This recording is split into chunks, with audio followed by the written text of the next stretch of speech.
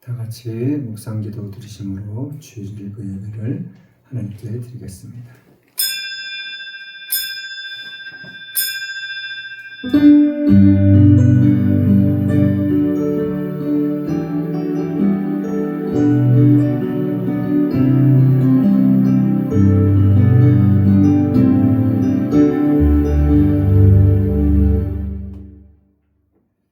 사랑하는 자여, 내 영혼이 잘됨 같이 내가 범사에 잘되고 강건하기를 내가 간구하노라. 전능하사 천지를 만드신 하나님 아버지를 내가 믿사오며 그 외아들 우리 주 예수 그리스도를 믿사오니 이는 성령으로 잉태하사 동정녀 마리아에게 나시고 본디오 빌라도에게 고난을 받으사 십자가에 못 박혀 죽으시고 장사한 지 사흘 만에 죽은 자 가운데서 다시 살아나시며 하늘에 오르사 전능하신 하나님 우편에 앉아 계시다가 저리로서 산자와 죽은 자를 심판하러 오시리라. 성령을 믿사오며 거룩한 공회와 성도가 서로 교통하는 것과 죄를 사하여 주시는 것과 몸이 다시 사는 것과 영원히 사는 것을 믿사옵나이다. 아멘. 찬송가 85장입니다.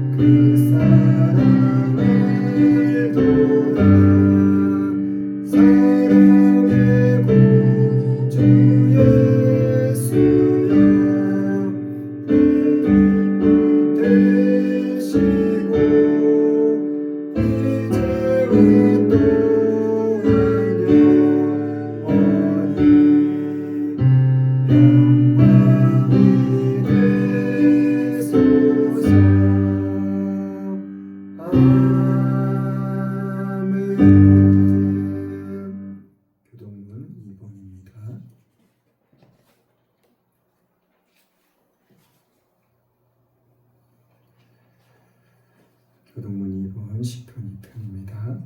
어찌하여 열방이 분노하며 민족들이 허사를 경영하는고 세상의 군왕들이 나서며 관원들이 서럽게 하여 여호와의 그 기름 받은 자를 대적하며 우리가 그 맨 것을 끊고 그 결박을 벗어버리자 하도다.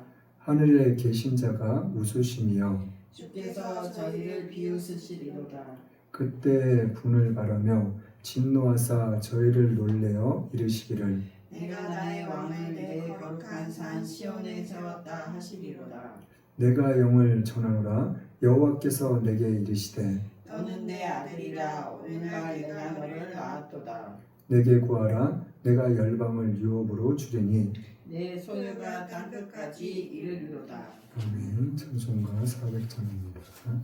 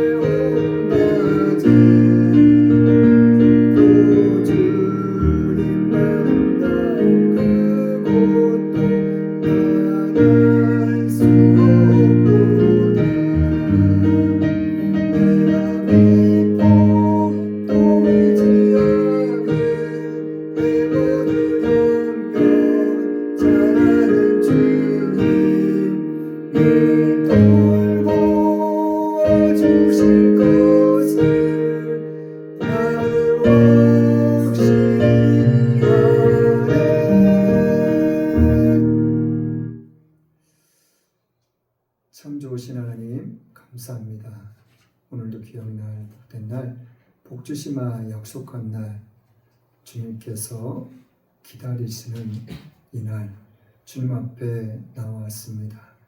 저희들의 발걸음을 인도하시고 저희들에게 믿음을 더하심을 감사합니다.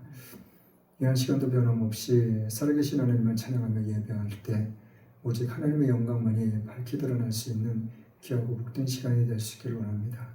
먼저 이 나라 이 민족을 위해서 먼저 주님 앞에 기도합니다. 대통령을 비롯하여 모든 유정년들 국민들이 주님의 말씀 가운데서 주님의 은혜 가운데서 주님의 뜻 가운데서 진리 가운데서 바로 설 수 있는 이 나라 이 민족이 될 수 있도록 하나님 함께하여 주옵소서. 정치, 경제, 사회, 문화, 군사, 기술, 과학 모든 분야가 정령 주님의 도우심 안에서 주님의 역사하심 안에서 주님의 능력과 권능 안에서 든든히 세워져 나갈 수 있도록 세계적인 강대국으로서 우뚝 설 수 있는 이 나라 이 민족이 될 수 있도록 그래서 마지막 날 마지막 때에 주님의 제사장의 국가를 세사며 주님의 촛대의 사명 주님의 복음의 선교의 사명을 능히 감당하기에 조금도 부족함이 없는 이 나라의 민족이 될 수 있도록 하나님 마음껏 축복하여 주옵소서. 하나님 대통령을 비롯하여 모든 이라인도 국민들이 진리 가운데 바로 설 수 있는 하나가 되어질 수 있는 그래서 진리를 바로 찾아갈 수 있는 이 나라 이 민족이 될 수 있도록 하나님 함께하여 주옵소서. 이 한 시간 부족한 종이 말씀을 들고 이 한 자리에 섰습니다. 저희 인간적인 모든 것들은 추악하고 제약된 모든 것들은 오직 주님의 십자가 뒤에 감춰 주시옵시고 주님께서 바라시고 원하시는 그 뜻대로 그 말씀대로 이 한 시간 주님의 말씀만을 온전히 증거하며 전하며 선포해 하옵소서. 전하는 이나 듣는 이가 오직 성령 안에서 하나가 되어져 주님의 은혜를 마음껏 받아들일 수 있는 주님의 참된 축복을 마음껏 또한 받아들일 수 있는 귀하고 복된 시간이 될 수 있도록 이 한 시간 성령의 충만함으로써 함께 하시옵소서. 그리하실 주님을 찬양합니다. 모든 영광 홀로 받기 합당하신 다시 오실 거룩하신 예수님의 이름으로 축복하며 기도드렸습니다. 아멘.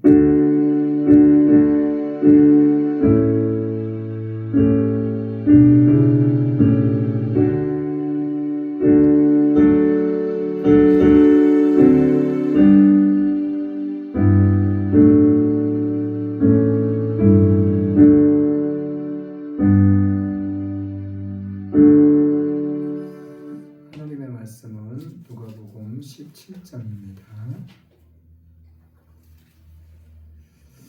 하나님의 말씀은 누가복음 17장 11절에서 19절 말씀입니다. 누가복음 17장 11절에서 19절 말씀 우리 함께 봉독하기 원합니다. 누가복음 17장 11절입니다. 시작. 예수께서 예루살렘으로 가실 때에 사마리아와 갈릴리 사이로 지나가시다가 한 촌에 들어가시니 문둥병자 10명이 예수를 만나 멀리 서서 소리를 높여 가로되 예수 선생님이여 우리를 긍휼히 여기소서 하거늘 보시고 가라사대 가서 제자장들에게 너희 몸을 보이라 하셨더니 저희가 가다가 깨끗함을 받은지라. 그 중에 하나가 자기의 나은 것을 보고 큰 소리로 하나님께 영광을 돌리며 돌아와 예수의 발 아래 엎드려 살해하니 저는 사마리아인이라. 예수께서 대답하여 가라사대 10사람이 다 깨끗함을 받지 아니하였느냐? 그 9은 어디 있느냐? 이 이방인 외에는 하나님께 영광을 돌리러 돌아온 자가 없느냐 하시고 그에게 이르시되 일어나 가라 내 믿음이 너를 구원하였느니라 하시더라. 아멘. 오늘 말씀의 제목은 그 중에 하나가. 오늘 말씀의 제목은 그 중에 하나가. 첫 번째로는 모든 사람이 간절히 바라는 소원. 첫 번째로는 모든 사람이 간절히 바라는 소원. 두 번째로는 말씀을 듣고 행하는 사람. 두 번째로는 말씀을 듣고 행하는 사람. 세 번째로는 그 중에 한 사람. 세 번째로는 그 중에 한 사람. 오늘도 말씀을 듣기 전 우리 서로 고백하며 인사를 나눌 수 있기를 원합니다. 먼저 고백합니다. 하나님 사랑합니다. 고백하겠습니다. 하나님 사랑합니다.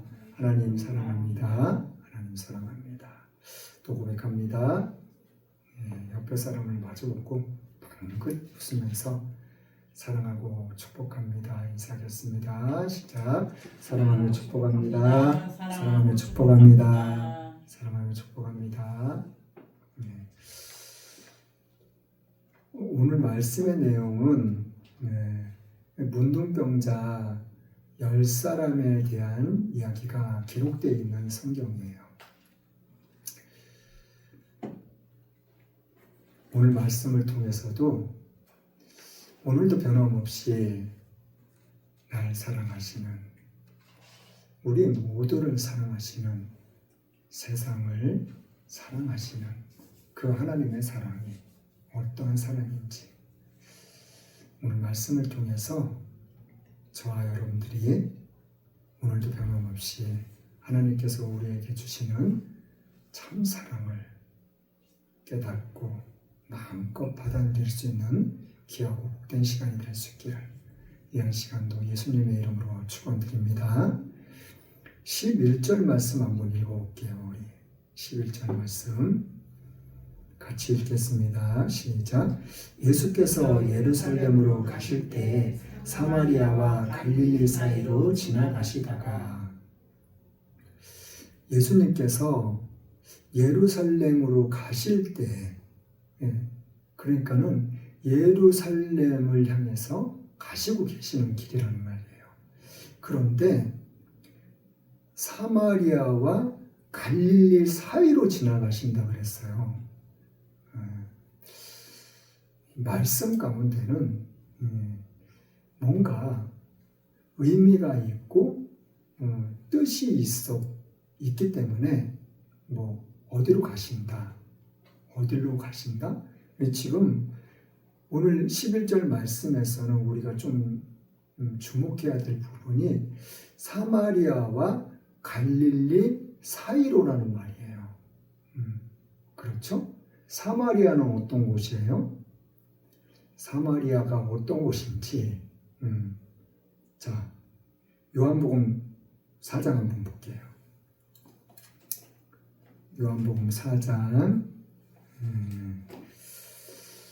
7절로 9절 말씀만 볼게요.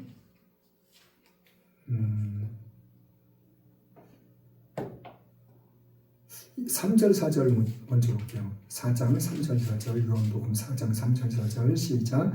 유대를 떠나서 다시 갈릴리로 가실새 사마리아여 통행하여 하겠는지라.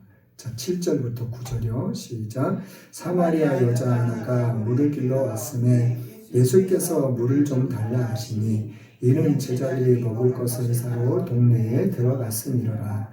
사마리아 여자가 가로되 당신은 유대인으로서 어찌하여 사마리아 여자 나에게 물을 달라 하나이까 하니 이는 유대인이 사마리아인과 상종치 아니함이로라.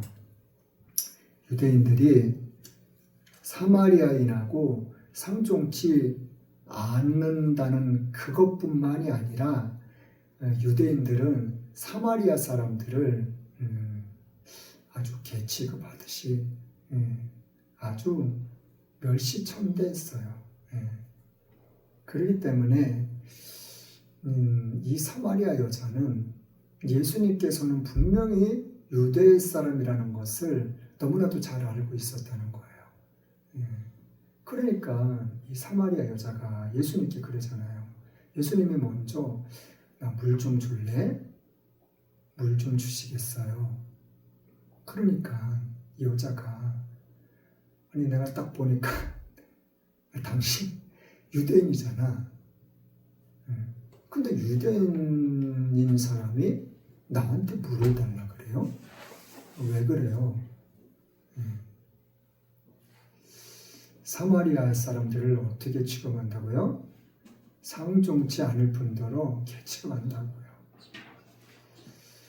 오늘 본문 말씀을 살펴보면은 예루살렘으로 가는 길이라는 얘기예요.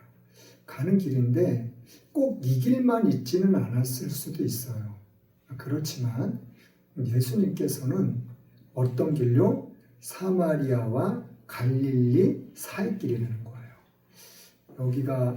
여기가 사마리아고 여기가 갈릴리면 요 사이 길로 가신다는 얘기예요. 자, 왜 그렇게 하셨는지 12절 말씀 한번 읽어볼게요. 12절 13절이요. 시작. 한 촌에 들어가시니 문둥병자 10명이 예수를 만나 멀리 서서 소리를 높여 가로되 예수 선생님이여 우리를 긍휼히 여기소서 하거늘. 예수님께서 왜 이 사이길로 가셨는지. 그런데 이 사이길에 뭐가 있었다는 거예요? 한 촌이 있었다는 거예요. 그런데 사마리아, 갈릴리, 예루살렘 이렇게 동네 이름을 이야기한 것이 아니라 그냥 한 촌이라고만 이야기를 한 거예요. 그런데 이 촌에는 어떠한 사람이 있었다는 거예요? 문둥병자가 있었다는 거예요. 네. 문둥병자 몇 명이요?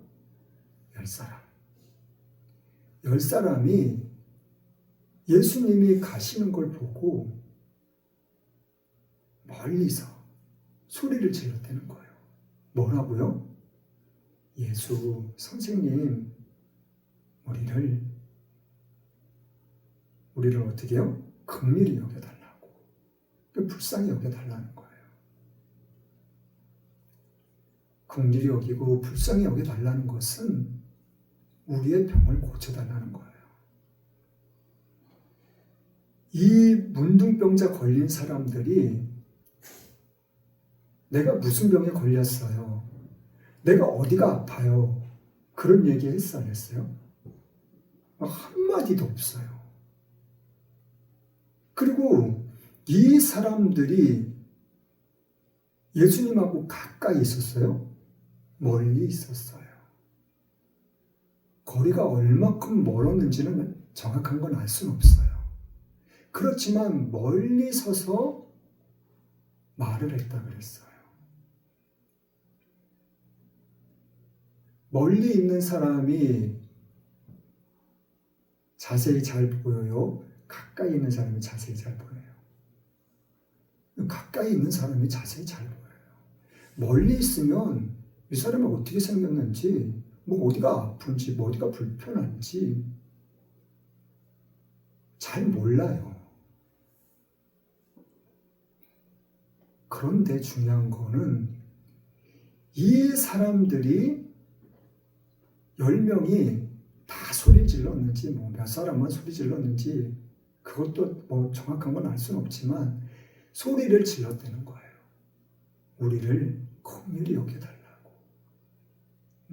그런데 예수님께서 14절 말씀 봐요. 읽어봐요. 시작. 보시고 가라사대 가서 제사장들에게 너희 몸을 보이라 하셨더니 저희가 가다가 깨끗함을 받은지라. 예수님께서는 이 사람들이 무엇 때문에, 왜, 어디가 불편한지, 어디가 아픈지, 어디가 병들었는지 그걸 예수님은 다 알고 계셨다는 거예요. 어떻게 해요? 정확하게 알고 계셨다는 거예요.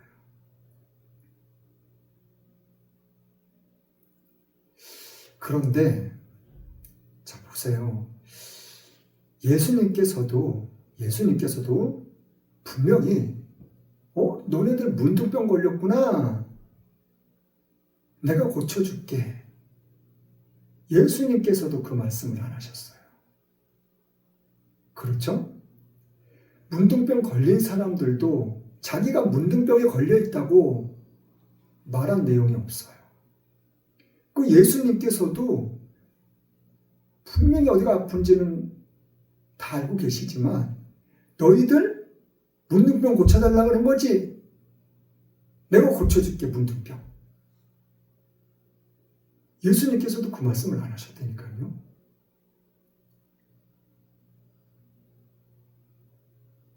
그렇잖아요.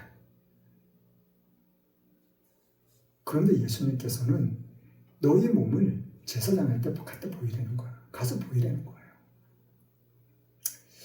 레위기에서 보면은 이 문둥병 걸린 사람들 혹시 이게 문둥병인지 아닌지 몸에 막 반점들이 막 생겨났을 때 이것이 붉어지거나 막 짓물르거나 그러면은 문둥병인 걸 알 거라고.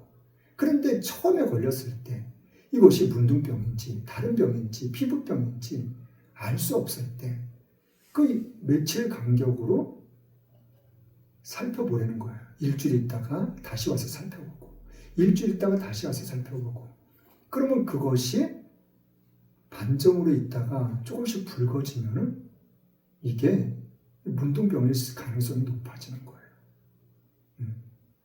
그렇지 않고 그 반점에서 딱 멈춰 있으면 문둥병이 아닐 가능성이 높아지고 또 몇 시간을 얼마를 기다렸다가 또 살펴봤을 때 이것이 좀 옅어지거나 뭐 흐려지거나 그러면은 문둥병이 아니고 거기에서 좀 더 진행이 되면 붉어지거나 색점이 바라거나 짓무르거나 그러면은 문둥병이라는 것이라는 것을 11절 말씀 사마리아와 갈릴리 사이 길로 가셨다 그랬죠. 그리고 그곳에 뭐가 있었다고요? 어떤 마을이 있었다고 이야기하는 것이 아니라 한 촌이 있었다고 이야기를 해요. 제가 말씀을 이렇게 보면서 제 어렸을 때 기억을 한번 되짚어 봤어요. 제가 어렸을 때는 지금 성경에서 말하는 이 문둥병자들이 있었어요. 그런데 이 사람들이 한 곳에서 모여 살 수가 없기 때문에 평범한 사람들하고 같이 살 수 없기 때문에 이 사람들만 나라에서 따로 한 곳에 살 곳을 지정해 줘가지고 그곳에서 살라고 했었어요. 그리고 나라에서 한 사람당 밥을 먹을 수 있는 쌀만 뭐 한 사람당 한 달에 뭐 5대를 먹는다. 그러면 5대 정도. 그것만 주고 다른 거는 안 줬어요. 그러니까 이 사람들이 한 곳에서 모여 사는데 될 수 있는 한 사람들이 없는 곳. 그런 곳으로 찾아 들어갔어요. 어디로요? 산속 깊은 곳으로. 마을들이 없는 외땅 깊은 곳으로. 그곳에 가서 쌀만 먹고는 살 수 없잖아요. 그러니까 이분들이 모여서 제일 처음에 한 것이 병아리 같은 걸 사가지고 닭을 키우기 시작했던 거예요. 닭을 키우다가 그것이 잘 되니까는 이제 돼지도 키우고 다른 것들도 키우고 그렇게 했었어요.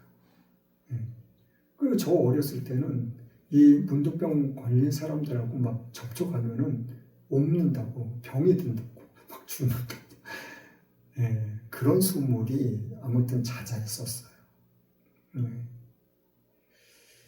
아마도 이 한 촌은 이 문둥병자들이 일반 사람들과 같이 모여 살 수 없기 때문에 이 촌이라는 곳에 모여서 살고 있지 않았을까 하는 생각을 한번 해봤습니다. 그러니까는 예수님께서는 이곳을 지나가신다는 것은 이곳에 분명히 예수님 자신을 기다리는 사람이 있었다는 것을 알 수 있었다는 거예요. 그렇죠? 아니 이 문둥병자들이 자기네들만 모여서 사는데 예수님이 누군지, 어떻게 생겼는지, 뭘 하시는 분인지 그런 것들을 어떻게 알겠냐고요.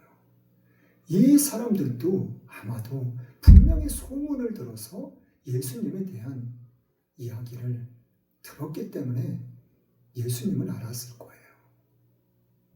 그런데 예수님을 알기만 한 건가요? 예수님에 대한 소문을 들으면서 이 사람들에게도 나도 예수님을 만났으면 좋겠다. 나도 예수님을 찾아갈 수 있었으면 좋겠다. 나도 예수님한테 내 병을 고쳐달라고 말하고 예수님이 내 병을 고쳐주셨으면 좋겠다. 그런 생각들을 분명히 하고 있었을 거예요. 그렇죠? 그러니까는 예수님이 지나가시는 걸 누가 이야기했는지 소리쳤는지는 알 수는 없지만 이 문둥병자들은 예수님이라는 것을 알았다는 거예요. 그러니까 멀리 서서 예수님을 향해서 바라보면서 예수님, 예수 선생님, 우리를 긍휼히 여겨달라고, 우리 병을 고쳐달라고 소리 지를 수 있었던 거예요. 말할 수 있었다는 거예요. 고백할 수 있었다는 거예요. 그러니까는 예수님께서는 이 문둥병자들을 그냥 지나치지 않으셨어요. 이 문둥병자들을 향해서 말씀하셨어요. 뭐라고요? 너희 문둥병이 나을 거야! 깨끗이 나을지어다!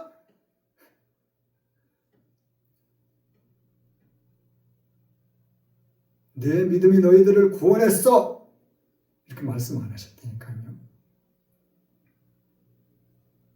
가서 너희들이 할 일이 있어. 그 일이 뭔지 알아? 제사장한테 찾아가. 제사장한테 찾아가서 너희 몸을 보여. 그렇게 하면 어떻게 된다는 거예요? 깨끗함을 받는다는 거예요. 몸을 보인다는 것은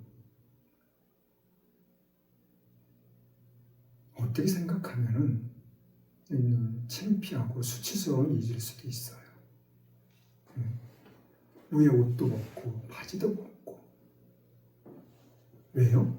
문둥병자들은 온몸이 색점이 있으니까 막 짓무르고 막 진물이 질질 흐르고 그러니까요.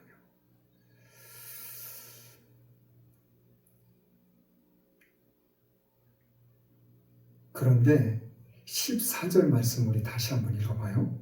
14절 말씀 시작. 보시고 가라사대 가서 제사장들에게 너희 몸을 보이라 하셨더니 저희가 가다가 깨끗함을 받은지라. 어떻게 깨끗함을 받았대요? 가다가요. 예수님의 말씀대로 예수님의 말씀처럼 그 말씀에 순종하기 위해서 자기 병을 고침을 받기 위해서 이 사람들이 제사장한테로 가는 길이었었다는 거예요. 이 제사장이 어디 있어요? 예루살렘에 있어요. 예루살렘. 그 거리가 얼마나 되는지는 알 수는 없어요. 또 15절 말씀을 보면은 15절, 16절 말씀 한번 읽어볼게요. 시작.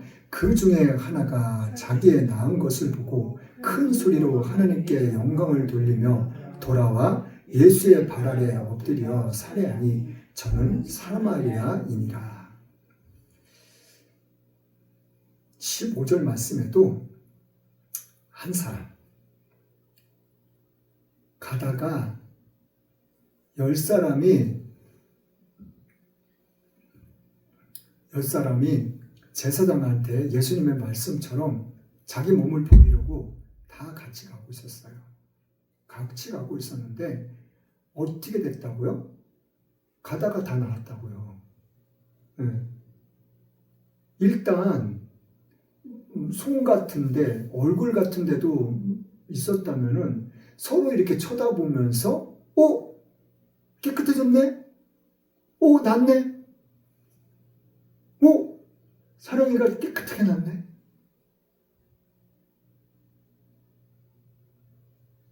서로 보면서 깨끗하게 나은 것을 알 수 있었을 수도 있어요. 그런데 이 10사람이 다 가고 있었어요. 제사장한테 가는 거리가 얼마나 되는지, 그리고 예수님이 있는 곳이 얼마나 거리가 되는지. 예를 들어서 예수님은 늘 바쁘셨어요. 왜 바쁘셨어요? 많은 사람들이 예수님을 찾아왔으니까. 그리고 예수님은 이것저것을 이 마을 저 마을 다니시면서 하나님에 대한, 천국에 대한 그 복음을 계속해서 전하며 증거하시길 원하셨으니까. 말씀만 전하실 뿐만 아니라 그곳에 아픈 자, 병든 자, 마음이 괴로운 자, 슬픈 자, 외로운 자, 그 모든 사람들을 다 다독거려 주시고 어루만져 주시면서 고쳐주시기를 원하셨거든요. 이 촌에서 다른 마을로 가실 수도 있어요. 예수님이 어디로 가는 길이었었다고요? 예루살렘으로 가는 길이었었다고요. 예루살렘으로 더 갈 수도 있어요. 그런데 이 문둥병자들이 얼마나 걸어갔는지는 알 수는 없어요. 그런데 얼마 되지 않은 짧은 거리란 것을 우리가 조금 짐작해 볼 수 있는 게 뭐냐면, 이 사람들이 가다가 고침을 받았어요. 그런데 10사람이 다 고침을 받았는데 그 중에 몇 사람이요? 한 사람이요. 단 한 사람. 한 사람만 예수님한테 찾아오기 전에 먼저 그 자리에서 이 사람은 큰 소리로 하나님께 영광을 돌려드렸다는 거예요. 10사람이 다 그랬는지, 이 한 사람만 그랬는지는 알 수는 없지만 성경은 말하고 있어요. 이 한 사람이 자기 나온 것을 보고 깨닫고 그 자리에서 하나님께 두 손 들려 하나님께 찬양하며 영광 돌려드리는, 그것도 큰 소리로 애때는 거예요. 큰 소리로. 할렐루야! 하나님 감사합니다! 하나님 영광 받아주세요! 얼마나 멋있어요. 안 그래요? 멋지지 않나요? 아마 이 문둥병자도 자기가 고침을 받았을 때 다윗이 법궤를 가지고 예루살렘으로 돌아올 때 자기 옷이 벗어진 일도 모르고 춤을 췄다고 했어요. 아마 그 다윗처럼 이 문둥병자도 춤을 추며 큰 소리로 하나님을 찬양하며 하나님께 감사하며 하나님께 영광을 돌려드리지 않았을까? 다윗이 춤추는 모습이 생각이 나더라고요.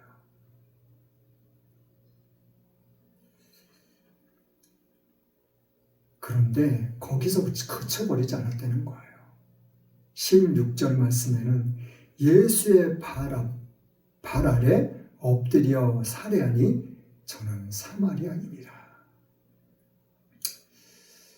예수님 앞에 찾아오자마자 예수님 발 앞에 탁 무릎 꿇고 엎드려서 살해했다는 것은 예수님이 베풀어 주신 그 은혜에 그냥 자기가 가지고 있는 모든 힘과 정성, 마음, 자기의 뜻, 그 모든 것들을 아낌없이 예수님 앞에 다 토해내면서 감사했다는 거예요.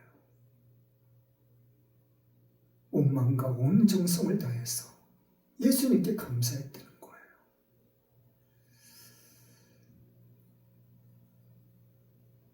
17절부터 마지막 절까지 읽어볼게요. 시작. 예수께서 대답하여 가로사대 열 사람이 다 깨끗함을 받지 아니하였느냐? 그 아합은 어디 있느냐? 이 이방인 외에는 하나님께 영광을 돌리러 돌아온 자가 없느냐 하시고 그에게 이르시되 일어나거라. 내 믿음이 너를 구원하였느니라 하시더라. 누가복음 15장 한번 볼게요.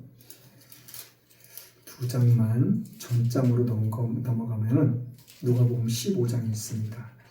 11절로 31절 말씀인데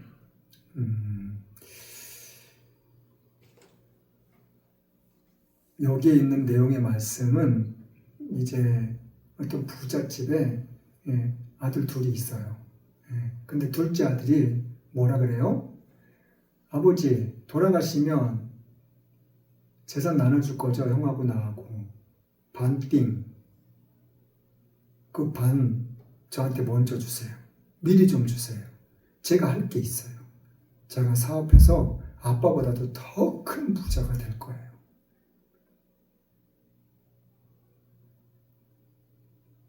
이 둘째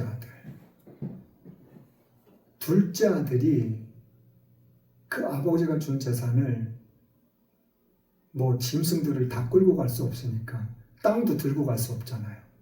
그냥 뭐 싼 값에 헐값에 다 팔았겠죠.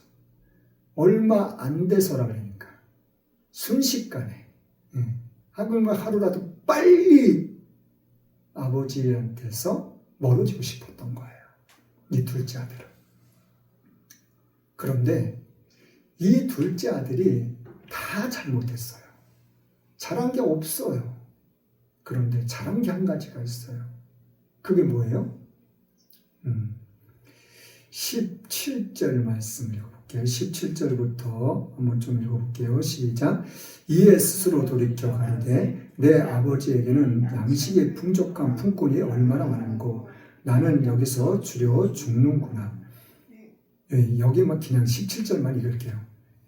중요한 거는 17절에 이에 스스로 돌이켜. 이 돌이켰다는 말이에요. 돌이켰다는 말은 뉘우쳤다는 거거든요. 이 작은 아들이 언제 뉘우쳤어요? 그 땅에 흉년이 들었을 때 자기가 가져온 재산도 다 날려버렸거든요. 허랑방탕하게 다 먹어버렸거든요. 그러니까 그 나라 사람들이 자기네 나라도 흉년이 들어서 어려우니까 이 작은 아들을 품꾼으로 써주는 사람이 없었던 거예요. 그 돼지나 치라고. 그 돼지 치는데 돼지가 먹는 지역 열매 그거라도 좀 주워 먹으려고 했더니만 돼지가 그것마저도 못 먹게 하는 거예요.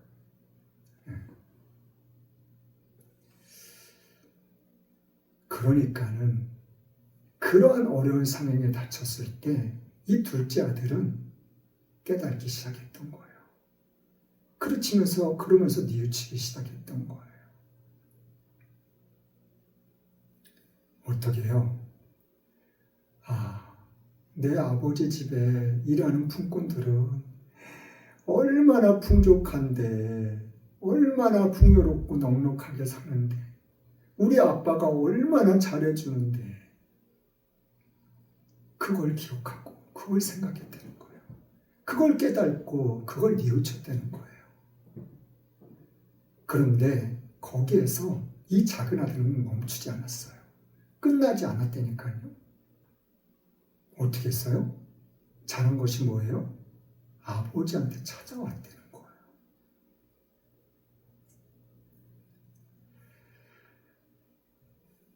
마태복음 13장으로 한번 가볼게요. 마태복음 13장이요.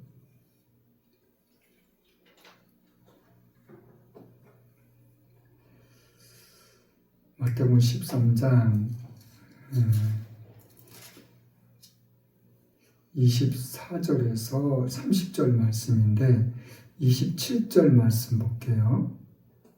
마태복음 13장이 아니라 15장이었었네요.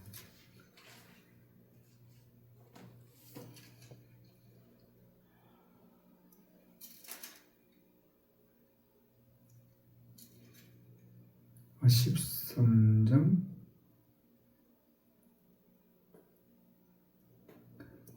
죄송합니다. 제가 꼭 이렇게 체크를 하는데 좀 바꿔서 할 때가 가끔 있어요.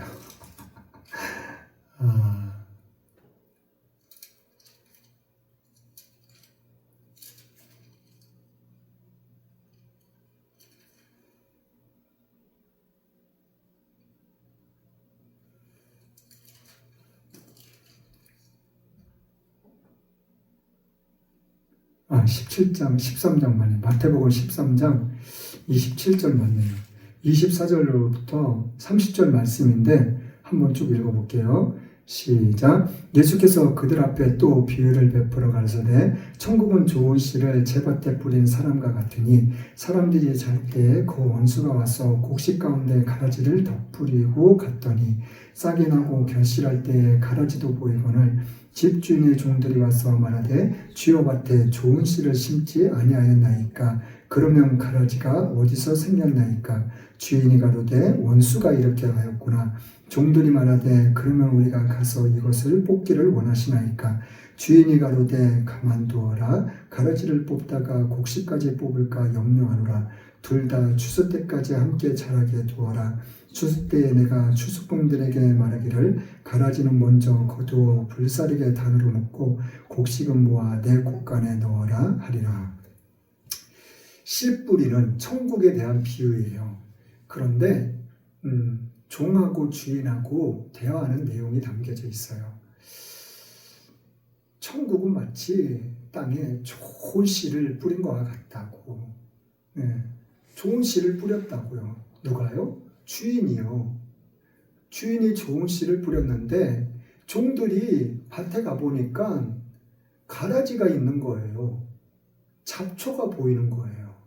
그래가지고 종들이 주인한테 돌아와서 그러는 거예요. 주인님, 밭에다가 분명히 좋은 씨 뿌리셨죠? 그렇지, 좋은 씨 뿌렸지. 그런데 밭에 잡초가 보여요. 가라지가 보여요. 그러니까 주인이 뭐라고 해요? 원수가 그랬구나. 원수가 그랬다고. 그래 종이 뭐래요? 그러면 주인님, 우리가 가라지를 뽑기를 원하세요? 뽑으라고 그러시면 가서 당장에 다 뽑아버릴게요. 그런데 주인은 뽑으란 말을 안 해요. 왜요? 뭐 때문에요? 가라지 뽑다가 곡식까지 뽑을 수 있으니까. 잘못, 실수로. 그러면 안 되니까. 그러니까는 가만 두는 거예요. 언제까지요? 추수할 때까지.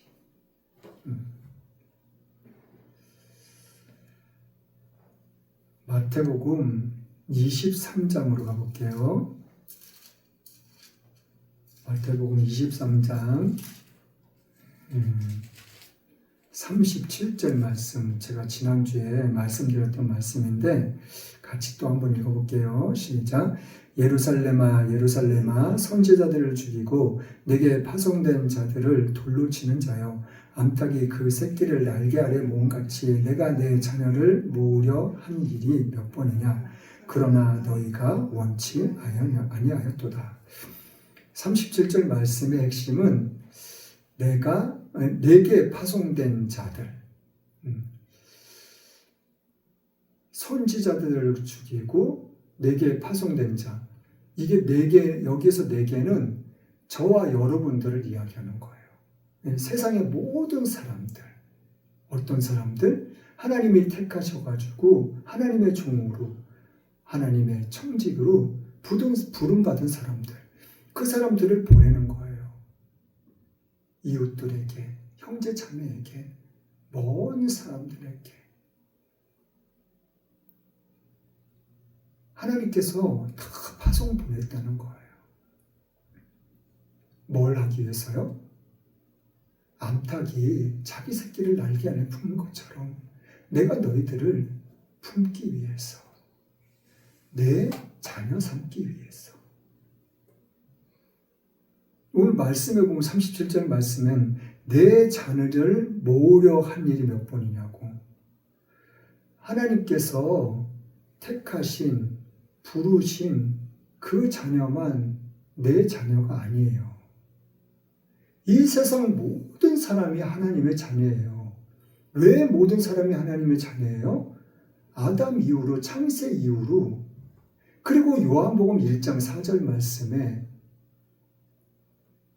그 안에 생명이 있었으니 이 생명은 사람들의 빛이라고. 우리 몸에는 하나님의 빛, 하나님의 영이 있는 사람들이에요. 이건 사람에게만 있는 거예요. 왜요? 창세기 2장에 보면은 아담을 창조하실 때 하나님이 자기의 형상과 모양대로 하나님을 창조하셨으니까.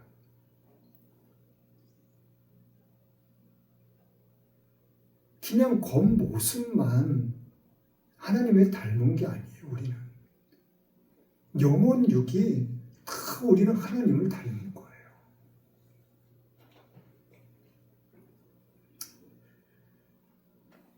마태복음 24장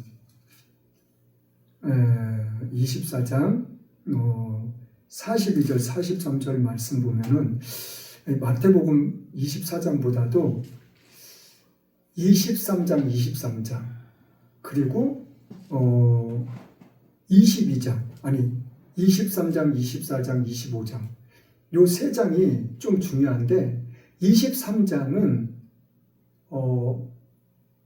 막 책망하는 말씀이에요. 뭐라고요? 와 있을진저 이 뱀과 독살 자식들이에요. 하나님이, 예수님이 책망하시는 말씀. 그리고 24장 25장에는 천국에 대한 말씀을 해주시면서 뭐라고 말씀하셔요? 깨어 있으라고. 42절 43절 말씀 읽어봐요. 24장이요. 시작. 그러므로 깨어 있으라. 어느 날에 너희 주가 임할는지 너희가 알지 못함이니라. 너희도 아는 바니 만일 집주인이 도적이 어느 경점에 올 줄을 알았다면 깨어있어 그 집을 뚫지 못하게 하였으리라. 제가 지난주에 말씀드렸던 말씀들이에요. 왜 깨어 있어야 된다고요? 도적이 들어오는 거를 너희들이 미리 알고 있었으면은 깨어 있을 수밖에 없지 않냐고. 그런데 예수님께서 43절 말씀에 보면은 너희도 아는 바라고 이렇게 말씀을 해주고 계시는 거예요. 뭘 알아요? 깨어 있어야 하는 거요? 도적이 오는 걸 알고 있어요, 우리가? 도적이 언제 오는 거 알고 있나요? 예수님이 언제 오시는지 우리 알고 있나요? 몰라요. 하나님만 아셔요. 그렇지만 오신다는 거를 알아요, 몰라요? 알아요. 예수님께서 제자들에게도 말씀하시기를 내가 미리 말하였다고. 내가 너희들한테 다 말해줬다고. 예수님의 제자들을 향해서도, 이스라엘 백성들을 향해서도. 지금 우리는 성경을 통해서 수많은 하나님의 부르심을 받은 종들과 청지기들을 통해서 우리 너무나도 익히 잘 알고 있는 거예요. 예수님을 믿는 사람들뿐만이 아니라 예수님을 안 믿는 사람들도 다 알고 있다니까요.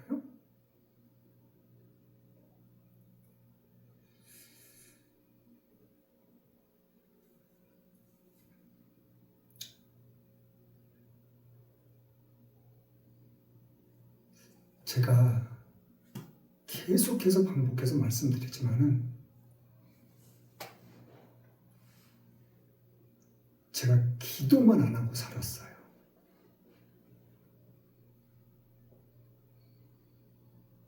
그런데 하나님이 정말 나를 불쌍히 여기셨던 것 같아요.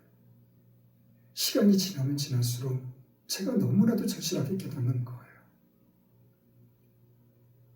이대로 놔둬서는 그냥 이렇게 살다가 주님 앞에 부끄러운 구원받을 것 같으니까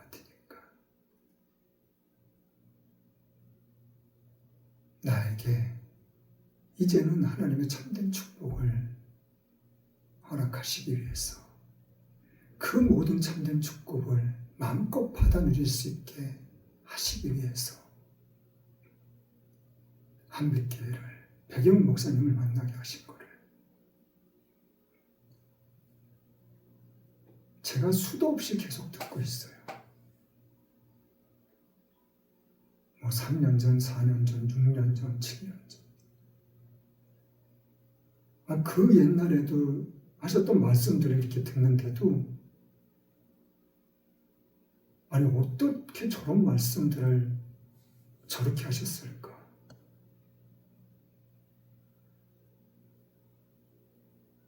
근데 수많은 사람들이 믿음의 사람들이 수많은 교회들이 수많은 목사님들이 그 말씀을 계속 듣고 50일 기도학교 세미나 그런 모든 것들을 다 듣고 계시는데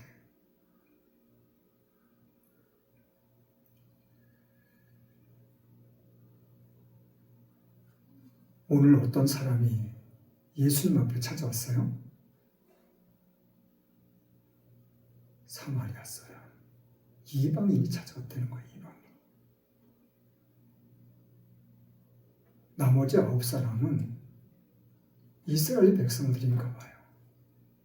예수님께서 이 사마리아 사람 말고는 아무도 안 왔다고 그러셨으니까요. 도대체 이스라엘 백성들은 내 백성, 내 자녀들은 도대체 어디 갔냐고.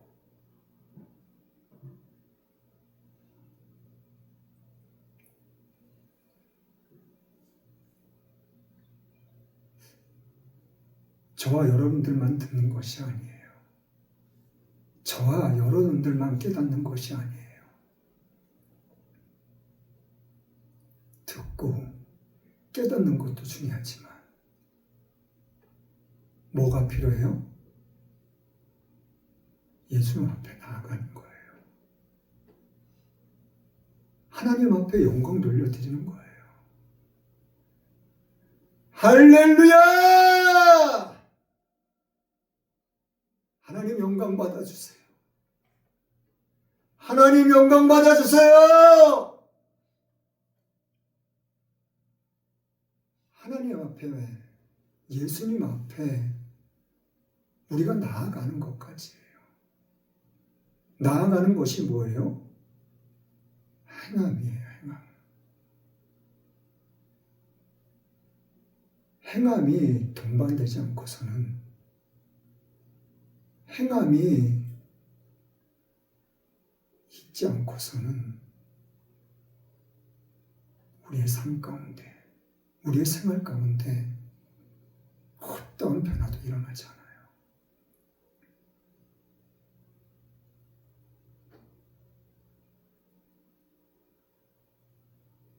제가 이렇게 할 수 있는 사람이 아니에요. 제가 기도를 하면서도 내가 3시간에 앉아서 기도할 수 있다는 건 하나님의 은혜가 아니고서는 아니라는 걸 내가 너무나도 잘 알아요. 기도는 하나님의 일이라는 것을, 기도는 하나님이 시키신다는 것을, 실상과 응답과 기적이 먼저 있다는 것을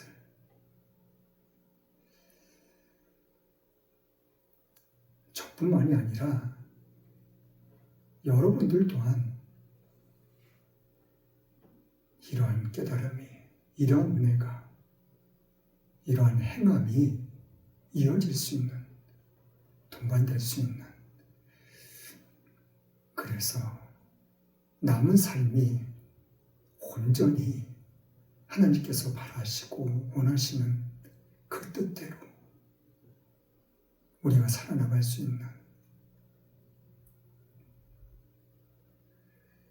그래서 정말 하나님께서 바라시고 원하시는, 우리에게 너무나도 주기를 원하시는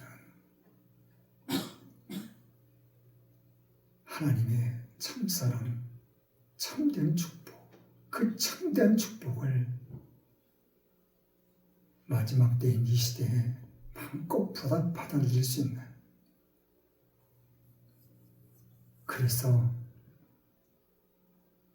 저 사람은, 저 가정은, 저 교회는 정말 하나님의 참된 창대한 축복을 받아 누릴 수 있는, 받아 누리는 사람이라고, 가정이라고, 교회라고 만인이 말할 수 있는, 고백할 수 있는 그러한 저와 여러분들이 될 수 있기를, 오직 예수님만 교회가 될 수 있기를, 나를 아는 모든 이들과 될 수 있기를 예수님의 이름으로 간절히 축원합니다. 찬송가 411장입니다.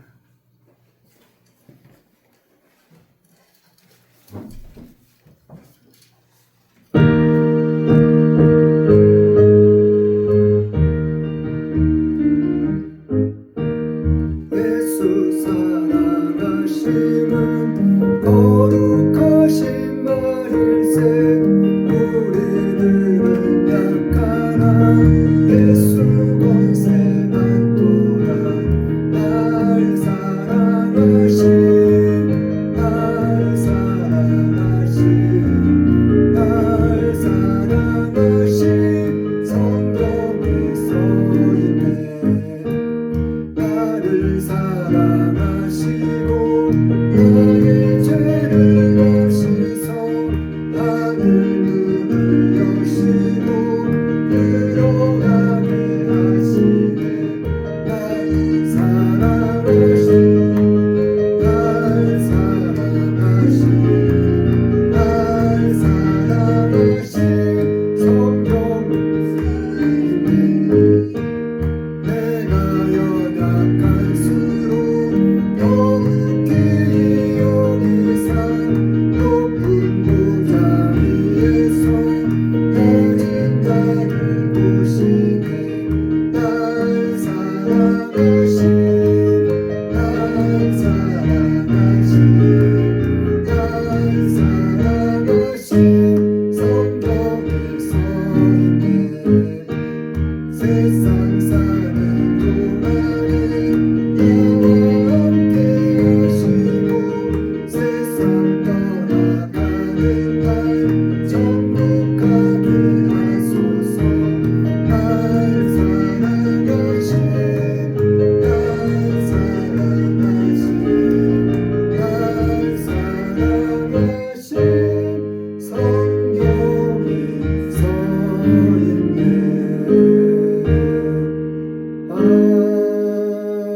아멘. 이 나라의 민족을 위해서 우리는 끊임없이 기도해야 될 것입니다. 하나님께서는 이 나라의 민족을, 세상을 너무나도 사랑하셔요. 사랑하시기 때문에 비를 주시고 햇빛을 주시고,